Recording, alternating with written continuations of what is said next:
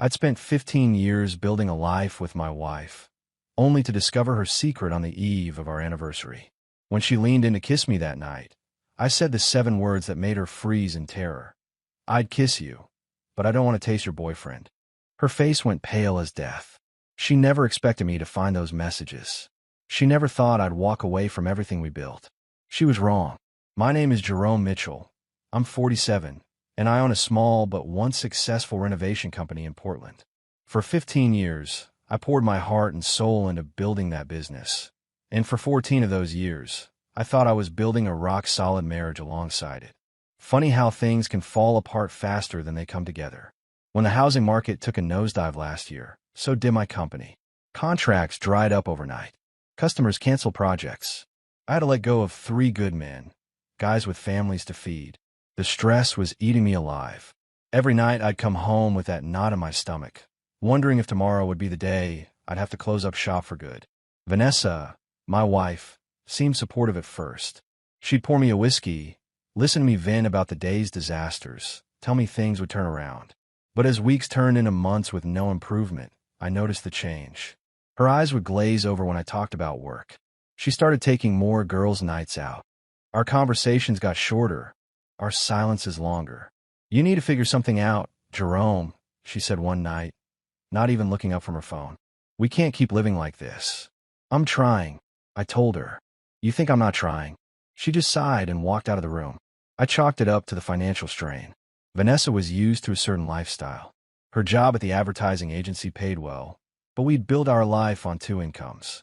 Now she was carrying more than her share, and I figured she resented it. That's normal, right? Temporary rough patches happen in every marriage. So I doubled down, worked longer hours, took on smaller jobs I'd normally pass on, slashed my prices to keep some cash flowing. I was exhausted all the time, but I was determined to right the ship for my business, for our marriage. What I didn't know then was that while I was breaking my back trying to save our future, Vanessa had already found herself an escape route. It was our anniversary coming up, 15 years. Despite everything, I want to make it special. Show her I hadn't forgotten what mattered.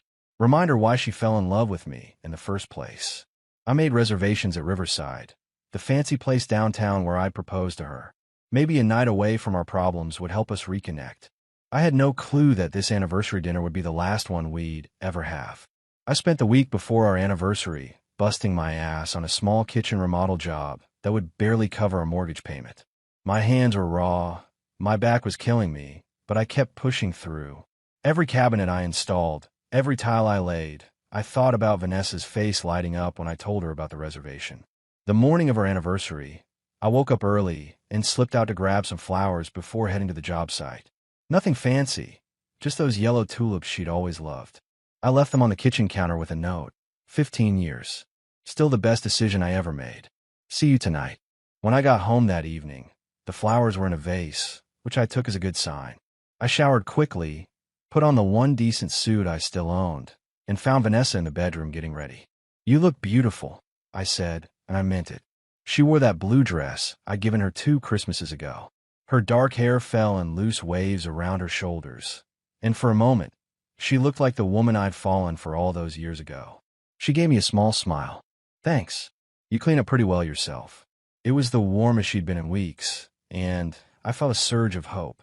Maybe this night would turn things around for us. Dinner started off promising. We ordered a bottle of wine, a splurge we couldn't really afford, but what the hell, it was our anniversary.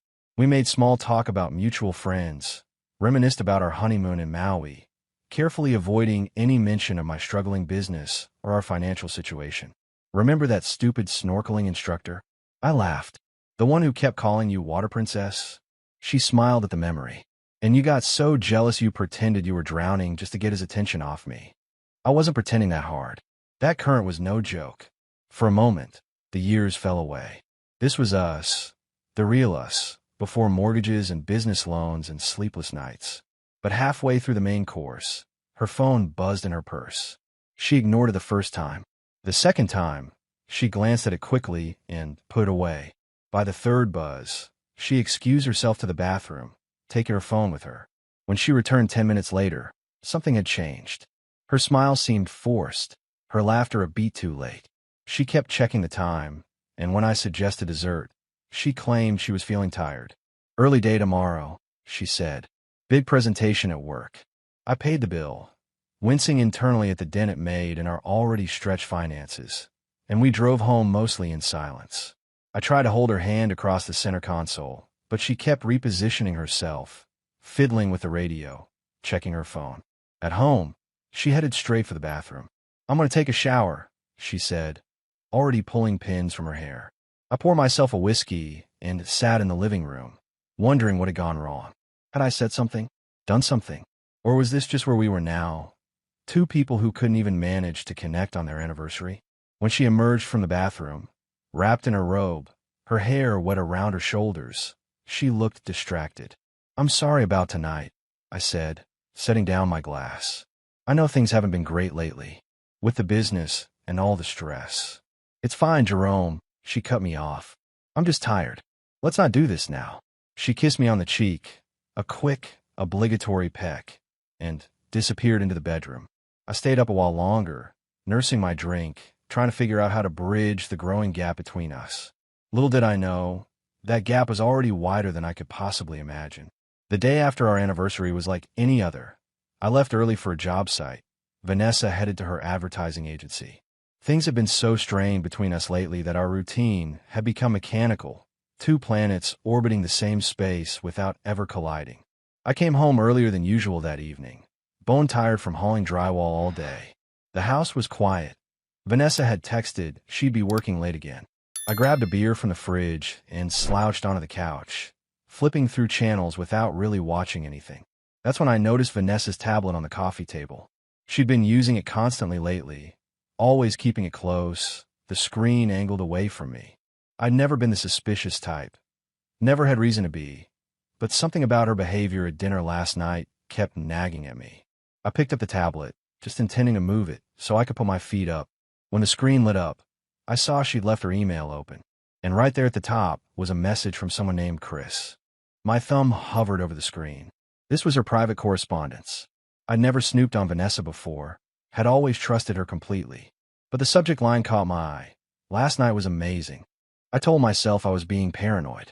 Chris could be a woman, could be a colleague, could be about some work project they'd finished. But deep down I knew. I clicked on a message, and the world I thought I knew shattered into a million pieces. Can't stop thinking about you, it began. The way you taste, the sounds you make when I'm inside you. I couldn't breathe, couldn't think. My hand started shaking so badly, I nearly dropped the tablet. I forced myself to keep reading. The email was graphic, detailed, talking about their encounter the night before, my anniversary night, and making plans for the weekend.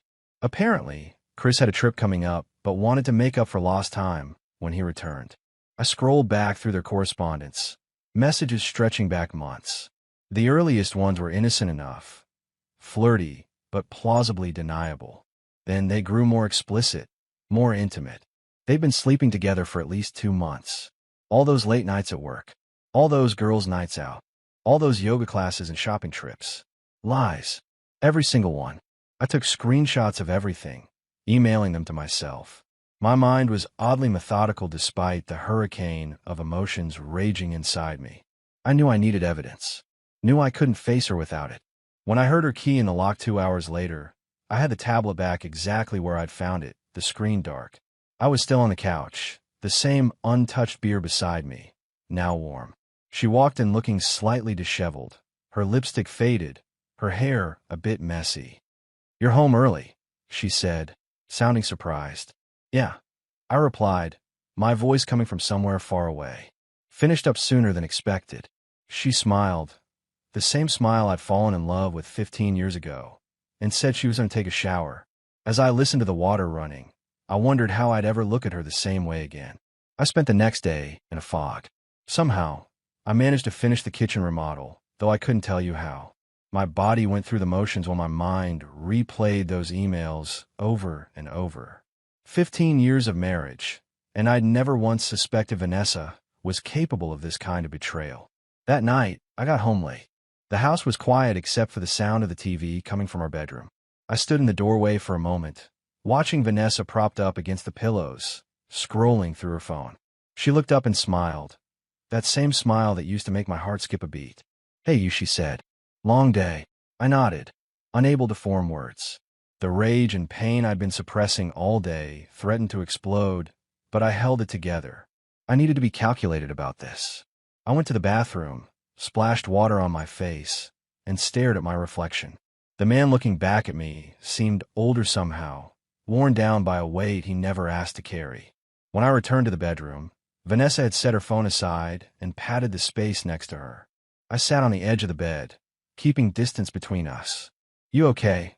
she asked, frowning slightly. "You're acting weird." "Just tired," I said, the biggest understatement of my life. She nodded, seemingly satisfied with my answer.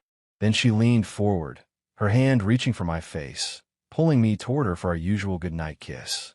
The words slipped out before I could stop them. "I'd kiss you, but I don't want to taste your boyfriend." Vanessa froze, her face inches from mine, eyes wide with shock. For a split second, she looked confused, as if she hadn't heard me correctly. Then realization dawned, and all the color drained from her face. "What are you talking about?" she whispered, but the tremor in her voice gave her away. Without a word, I pulled out my phone and opened the screenshots I'd taken.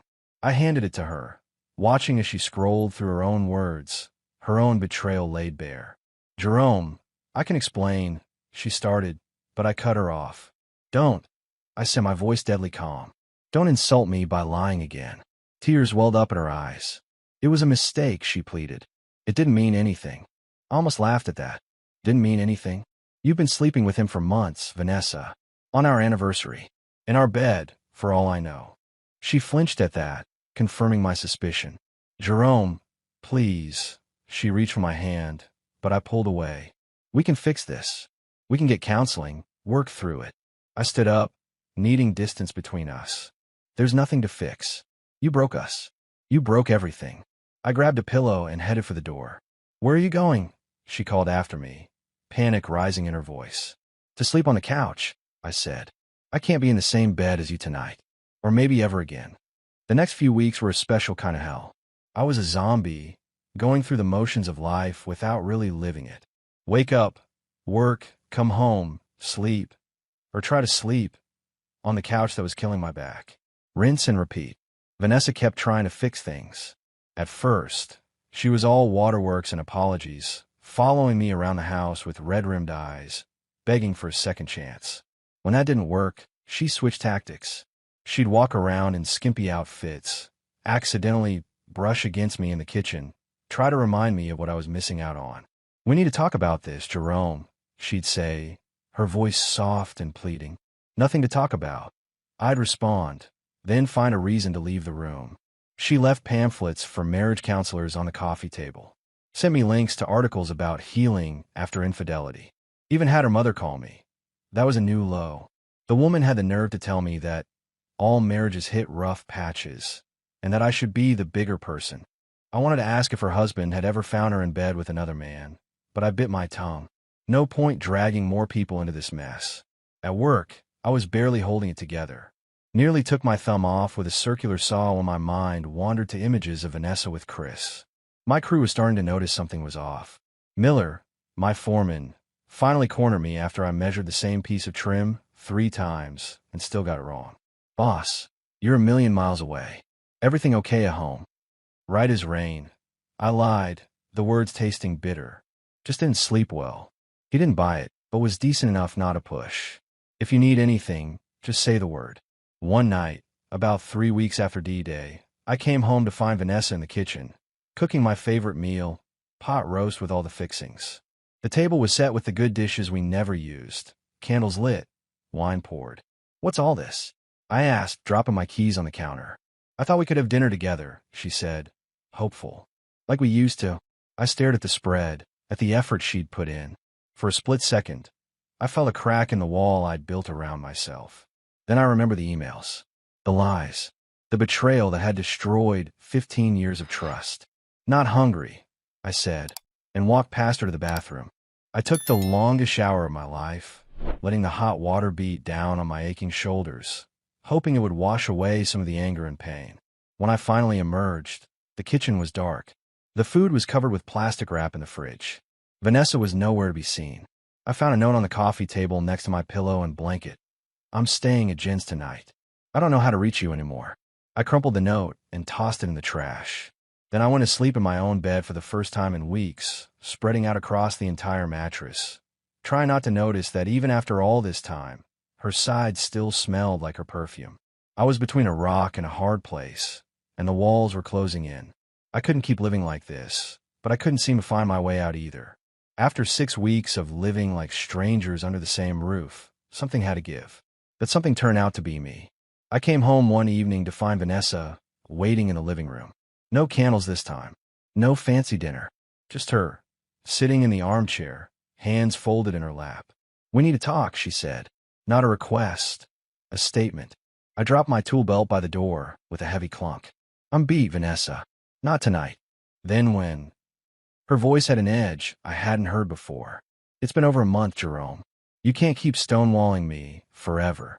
Watch me," I muttered, heading for the kitchen. She followed me. "I made a terrible mistake. I know that. I've apologized 1,000 different ways. I ended things with Chris immediately. I've offered to go to counseling. What more do you want from me?" I grabbed a beer from the fridge, popped the cap with more force than necessary. "What do I want? I want a time machine. I want to go back to when my wife wasn't screwing some guy behind my back." "That's not fair," she said, tears welling in her eyes. "I've been trying so hard." "Fair." The word hit me like a sucker punch. "You want to talk about fair? Was it fair when you were with him on our anniversary? Was it fair that you came home and kissed me with the same mouth that—" I couldn't even finish the sentence. "It was a mistake," she shouted, tears streaming now. "People make mistakes, Jerome. Are you so perfect?" Something snapped inside me. The dam I'd built to hold back my rage finally broke. A mistake is forgetting to pay a bill. A mistake is burning dinner. Screwing another man for months isn't a mistake. It's a choice. A series of choices. Every time you texted him, every time you made up a lie about where you were going, every time you got naked with him. Those were all choices, Vanessa. She flinched, but I wasn't done. You chose him over me. Over us. Over 15 years of marriage. So don't stand there talking about fair. "I'm still your wife," she whispered. "Doesn't that count for anything?" I looked at her, really looked at her for the first time in weeks. The woman I'd built my life around. The woman I'd have died for. Now a stranger wearing my wife's face. "Not anymore," I said quietly. "Not in any way that matters." I set down my beer, still untouched, and walked past her to the spare room, where I'd stashed a duffel bag. I started throwing clothes into it, just the essentials. Vanessa appeared in the doorway, panic rising in her eyes. "What are you doing?" "What I should have done weeks ago," I said, not looking at her. "I'm done living like this." "You're leaving me?" Her voice cracked. Just like that. I zipped up the bag. "You left me the moment you decided our marriage wasn't enough for you." I walked past her, pausing only to grab my wallet and keys. "Where will you go?" she asked, following me to the door. "Miller's offered me a spare room until I figure things out," I said, my hand on the doorknob. "I'll be by this weekend to get the rest of my stuff." "Jerome, please," she grabbed my arm. "Don't do this. We can fix this." I gently removed her hand. "Some things can't be fixed, Vanessa. Some things, once broken, stay broken." Staying at Miller's place gave me the breathing room I desperately needed. His spare room was barely bigger than a closet, but it was mine, a space untainted by memories of Vanessa. Miller didn't ask questions, just handed me a beer when I arrived and said, "Stay as long as you need, boss." After a week, I contacted a lawyer, guy named Harrington who specialized in divorces. No-nonsense type who laid it all out straight. "Oregon's a no-fault state," he explained. "The infidelity won't factor into the financial settlement, but the evidence you gathered could be leverage in negotiations." I nodded, feeling hollow inside. 15 years of marriage reduced to assets and liabilities on a spreadsheet. Vanessa didn't take the news well. When I told her I'd filed for divorce, she broke down completely. "You can't do this," she sobbed over the phone. "We can work through this, Jerome. People recover from affairs all the time." "I'm not people, Vanessa. I'm me. And I can't get past this." "So that's it. You're just throwing away 15 years. "I didn't throw anything away," I said, keeping my voice steady. "You did that all on your own." The paperwork was straightforward. We didn't have kids, thank God. The house would be sold, proceeds split. My business remained mine. Her retirement account remained hers. Cut and dried. I moved into a small apartment closer to my current job site. Nothing fancy, just a bedroom, bathroom, and kitchen/living room combo. But it was mine. No ghosts, no memories. Miller helped me move what little I wanted from the house. My tools, some clothes, a few photos that didn't include Vanessa. She wasn't there when we packed up. Probably for the best. 2 days later, she showed up at my apartment unannounced. I almost didn't recognize her. She'd lost weight, had dark circles under her eyes. "You forgot this," she said, holding out a small wooden box my grandfather had made. "Thanks," I said, taking it without inviting her in. She lingered in the hallway. "Jerome, please. Don't go through with this divorce. Give us another chance." I sighed, suddenly tired beyond words. "There is no us anymore, Vanessa. What we had is gone. I made one mistake." For months, I cut her off, with premeditation, behind my back, while I was killing myself trying to save my business so we could have a future together. She flinched but didn't back down. "I know what I did was terrible, but everyone deserves a second chance." "Maybe," I conceded, "but I deserve peace more." I gently closed the door, leaned against it, and for the first time since discovering her betrayal, I felt certain I was making the right decision. The divorce was almost finalized when Vanessa made her last stand. It had been 3 months since I moved out, 3 months of rebuilding my life one brick at a time. My business was slowly turning around. I'd landed a major renovation contract for a downtown office building. I was starting to feel like myself again, or at least a new version of myself. Then came the text messages. At first, they were casual. "Saw that Craftsman table you liked is on sale. Remember that Mexican place we found in Seattle? It's closing down." Little breadcrumbs of our shared history, as if reminding me what I was walking away from. I didn't respond, but they kept coming. Memories, inside jokes, questions about my day. When I continued to ignore them, the tone shifted. "I miss you so much it hurts. I can't sleep in our bed without you. Please give me another chance to make things right." I blocked her number, but she started emailing instead. When I blocked those, she sent handwritten letters to my apartment. It was like trying to outrun a shadow. No matter how fast I moved, she found a way to follow. The final letter was different. No pleas for reconciliation, no tearful reminiscing. Just a simple proposal. We don't have to remarry. We could just live together again. No strings, no pressure. Just us, finding our way back. I stared at those words for a long time, amazed at her audacity. Did she really think I was that desperate? That lonely? That I'd settle for being roommates with a woman who had betrayed me in the most fundamental way? I picked up my phone and texted her one last time, "Go cohabit with your boyfriend." It was cruel, maybe, but necessary, like cauterizing a wound. Some clean breaks are needed for proper healing. She didn't contact me again after that. The divorce was finalized on a Tuesday. I signed the papers in my lawyer's office, feeling strangely calm. 15 years of marriage ended with a signature and a handshake. Harrington wished me luck, handed me a folder of documents, and, just like that, I was a single man again. That night, I sat on the balcony of my apartment with a glass of bourbon, watching the sunset. I thought I'd feel more: sadness, anger, regret. But all I felt was a quiet certainty that I'd made the right choice. My phone buzzed with a text from Miller. "Divorce official?" "Yep," I replied. "Free and clear. First round's on me tomorrow," he wrote back.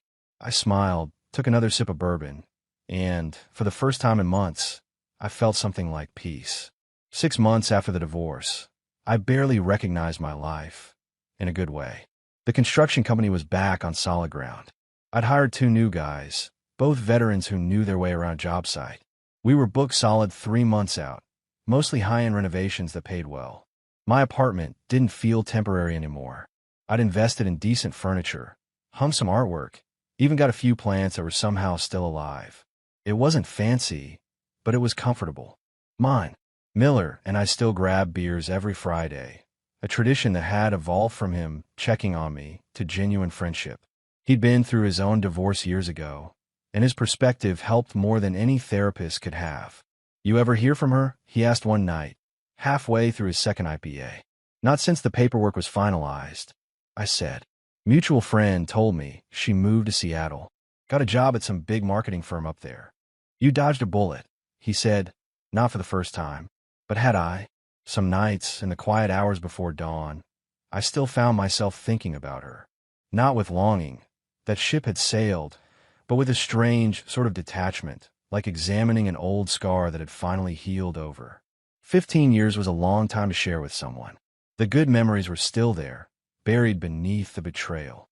I wasn't ready to excavate them yet, but I knew they existed.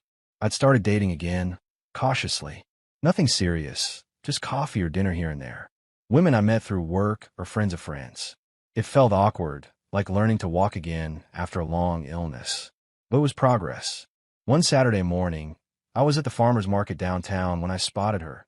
Not Vanessa, but a woman I'd gone out with twice the previous month. Hannah. She was examining tomatoes, unaware of my presence. I almost turned and walked the other way, but something made me approach instead. Those aren't ripe yet, I said. The ones at the stand around the corner are better. She looked up, surprised, then smiled. The renovation expert knows his tomatoes, too. I'm a man of many talents, I replied, returning her smile. We ended up having coffee, then lunch, then dinner that night. Conversation flowed easily between us.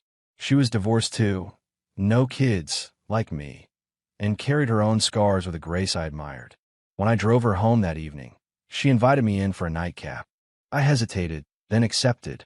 Standing in her kitchen as she poured us each a glass of wine, I felt something I hadn't experienced in a long time.